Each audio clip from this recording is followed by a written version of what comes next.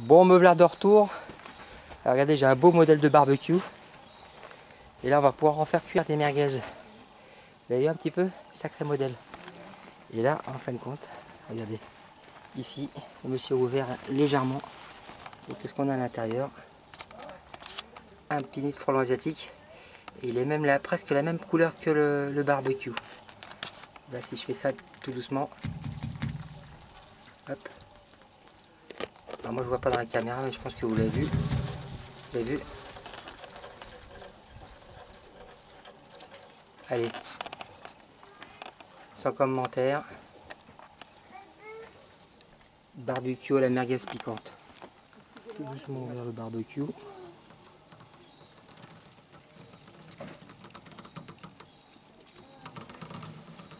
Vous voyez, il est là. Petites ouvrières. Juste là.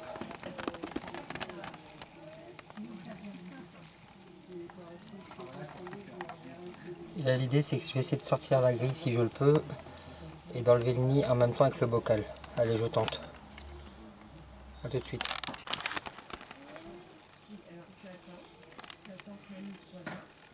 Oh, si la grille est soudée. Allez, je voulais le faire au bocal. Mais là, j'y arriverai pas. La grille est soudée, il faudra que je soulève toute la grille en même temps. Ce qui peut être un peu plus compliqué. Je vais essayer. Pour éviter d'utiliser un minimum de biocide, j'en ai mis dedans. L'idée, c'est de le faire tomber dans le bocal. Allez, c'est parti.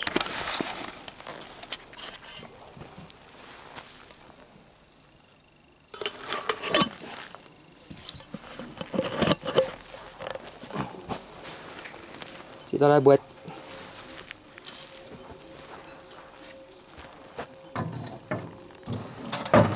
Faut sortir. Bon, comme vous avez vu, nid de frelon dans un barbecue, ça pique la merguez. Imaginez, ça fait des merguez piquantes. Bon, là, ben, c'est pareil. C'est le jardin avec éventuellement, ben, ça pique parce que ben, on s'est piqué par un rosier. Mais on peut se faire aussi piquer par un petit nid de frelon asiatique en allant chercher les outils. Je vous le mettrai juste après la merguez. Allez, je vous fais voir. Hop, regardez un petit peu. Le petit cabanon est là. Il pleut. Alors savoir que même s'il pleut, les frelons asiatiques vont chercher de la bouffe. Hein. Même s'ils tombent à verse, ils volent quand même. C'est extraordinaire cet insecte. Et là, le nid, regardez. Je rentre pas dans le cabanon parce que je suis pas couvert. Il est juste là. Regardez un petit peu. Voilà.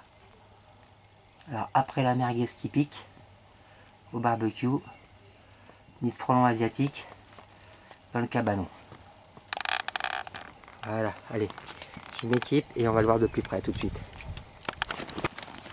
Bon, pour refaire un petit peu le point sur les nids, rapidement, ici, regardez, on a une ouvrière qui vient de revenir et qui est en train de mettre du bâti. Je vais essayer de le placer de façon que vous puissiez le voir. Ah, elle est partie ailleurs. Petite surveillance devant. Regardez. Regardez ce qu'elle a dans sa gueule. Je venais juste de la voir arriver. Elle a été chercher des végétaux. Alors à bras tendus, sans bouger, c'est pas évident, mais bon voilà, vous pouvez voir que... Ah, est-ce que c'était une boudette de bouffe? Peut-être. Elle a refait... C'était pas des végétaux. Vous voyez, ça on voit pas forcément bien dans le... Là on peut voir 1, 2, 3, 4, 5. Qu'est-ce que c'est qu'elle a? Et si, c'était des végétaux. La difficulté, c'est que comme j'ai la capote qui touche le toit de l'abri, je fais du bruit et je perturbe le travail.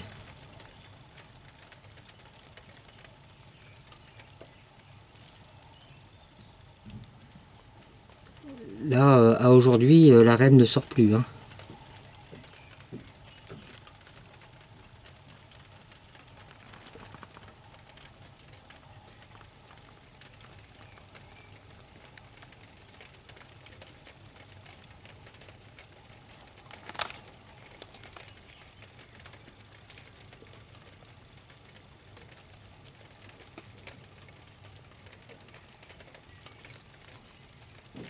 Voilà, vous aurez compris un peu comment c'est bâti au niveau des petits opercules là qu'on voit sur le côté. Une qui surveille là, qui me regarde d'un sale œil, et une ouvrière qui bâtit.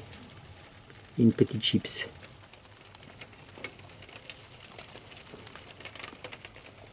Là, je pourrais presque l'attraper au bocal. Comme ça, on va pouvoir compter le nombre d'ouvrières. Allez, on va tenter. A tout de suite. Et je vous refais voir, vous voyez, dehors, il pleut. Le temps est à la pluie. Ça n'empêche pas que, ici, le nid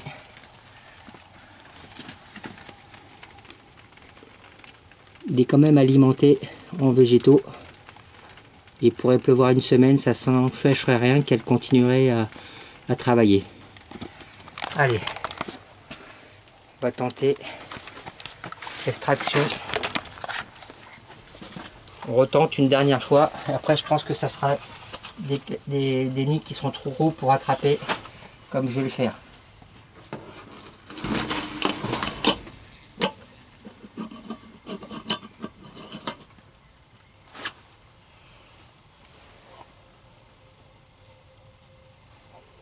Et là, je peux vous dire que ça gigote.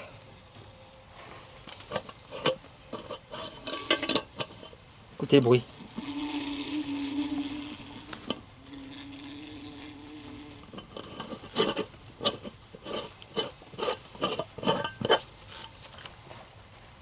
Difficile de les compter. Vous voyez bien.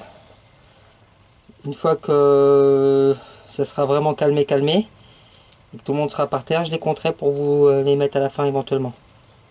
Et faire un panorama du nid. Allez, un petit peu de produit là-haut et les gens n'auront plus qu'à décontaminer le plafond. A tout de suite. Bon voilà, je reprends la vidéo pour faire voir en fin de compte la coquille du nid de frelon asiatique. Ici c'était l'entrée. Là toujours notre ouvrière qui est née ce matin. Le nid il commence à, je sais pas, elle aime mettre la tête en bas. Voilà. Allez vas-y. Pourquoi? Et ici le petit bout du deuxième plateau, le deuxième plateau. Et là j'ai dénombré, on a retiré 5, 10, 15, 16 ouvrières, en sachant qu'aujourd'hui les nids de frelons européens, on peut avoir la fondatrice avec une ouvrière grand maximum. Vous voyez la différence entre frelons asiatiques et européens. Et là, la reine.